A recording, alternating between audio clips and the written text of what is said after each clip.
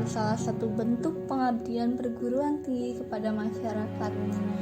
Adanya kuliah kerja nyata memberikan pengalaman mahasiswa untuk mengenali permasalahan dan potensi wilayah sasaran sekaligus mencari penyelesaian dari permasalahan tersebut.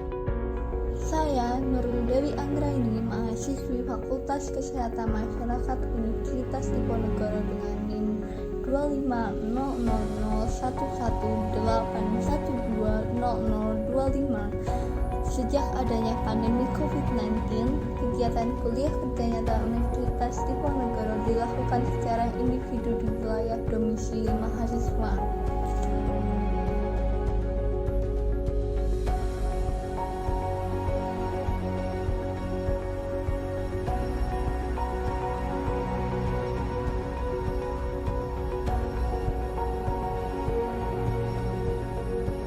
Dari kuliah kerja nyata Tim 1 Universitas Diponegoro 2022 adalah pemberdayaan masyarakat menuju pasca pandemi COVID-19 berbasis SDGs.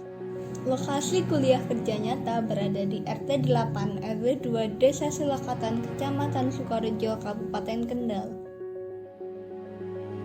Desa Selakatan merupakan salah satu desa di Kabupaten Kendal yang memiliki lokasi strategis. Desa Selakatan dilalui oleh jalan yang menghubungkan dua kabupaten, yaitu Kabupaten Temanggung dan Kabupaten Batang.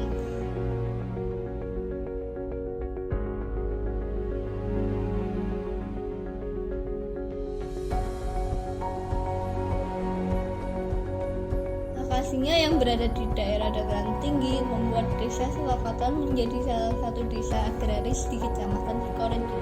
Desa Selakatan memiliki beberapa potensi seperti taman desa yang di dalamnya terdapat lapangan voli, lapangan sepak bola,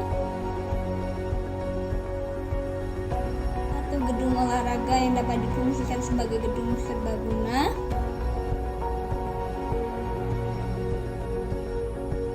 satu masjid besar, dua sekolah dasar, satu madrasah ibtidaiyah,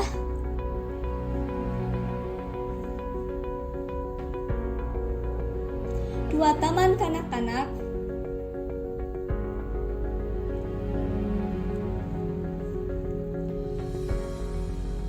satu minimarket, dan beberapa usaha menengah seperti usaha kerupuk dan rumah makan. Sebelum menjalankan program kerja, diperlukan perizinan pada pemerintah setempat. Perizinan dilakukan di tingkat kabupaten yang diwakilkan oleh salah satu mahasiswa, di tingkat kecamatan, desa, hingga RT.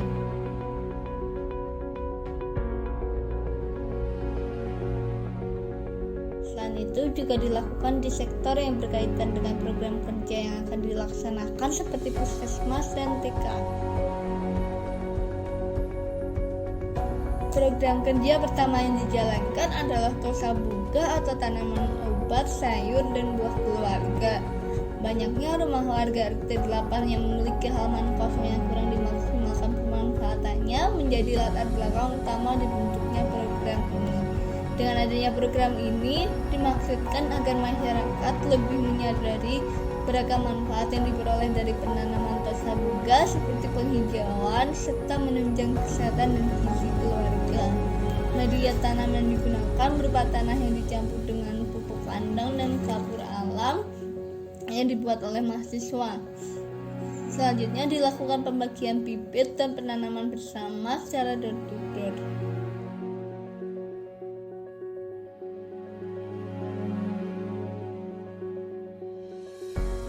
Program kedua adalah monitoring vaksinasi dan edukasi keamanan vaksin COVID-19 di sekolah dasar Desa Selakatan.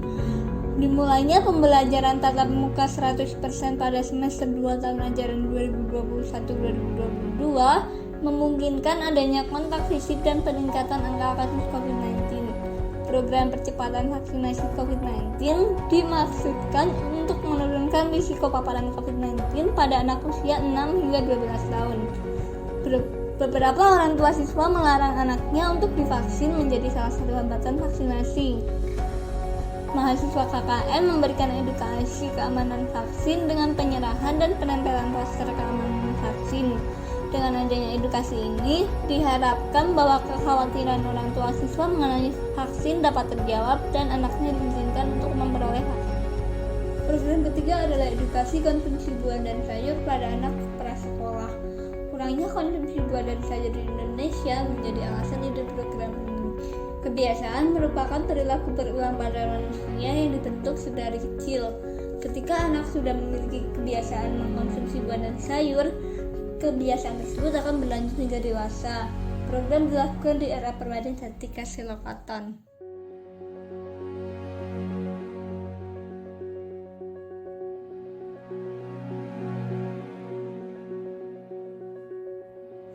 Program terakhir adalah edukasi gizi pralansia, lansia, dan penyakit degeneratif.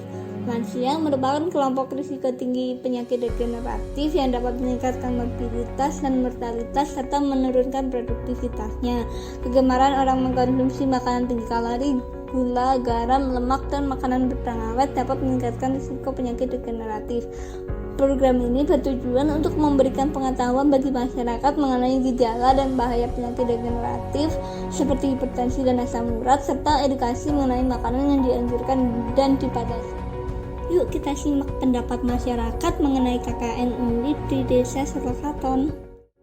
Program yang di Mbak kasih itu sangat bagus. Itu untuk menambah ya seperti boga, itulah tanaman boga.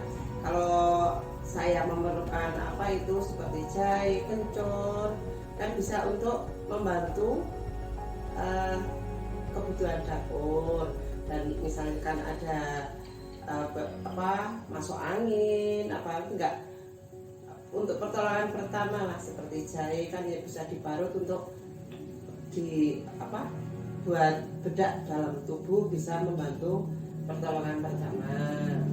Terima kasih sudah membantu kegiatan vaksinasi di MI Silokaton ya, sangat membantu sekali dengan bersama. Yang kedua, mungkin di akhir juga bisa belajar dari mana bersama terus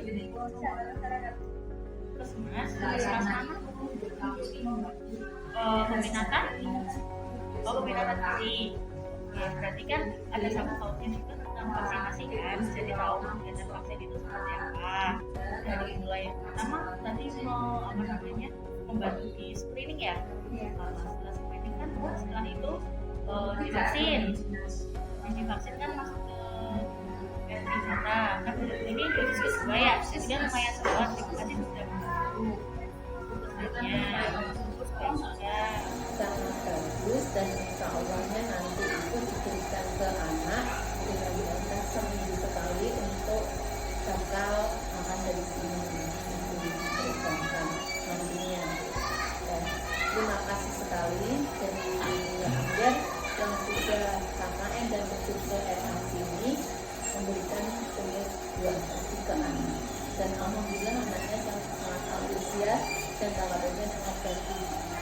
Program lansia dan pralansia yang Mbak sampaikan itu bagus.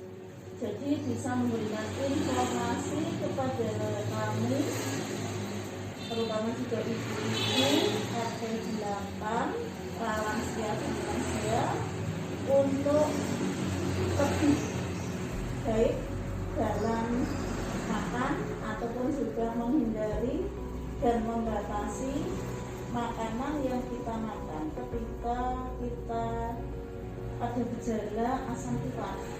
Jadi karena terus terang untuk saya pribadi menderitanya asam urat, Mbak. Jadi saya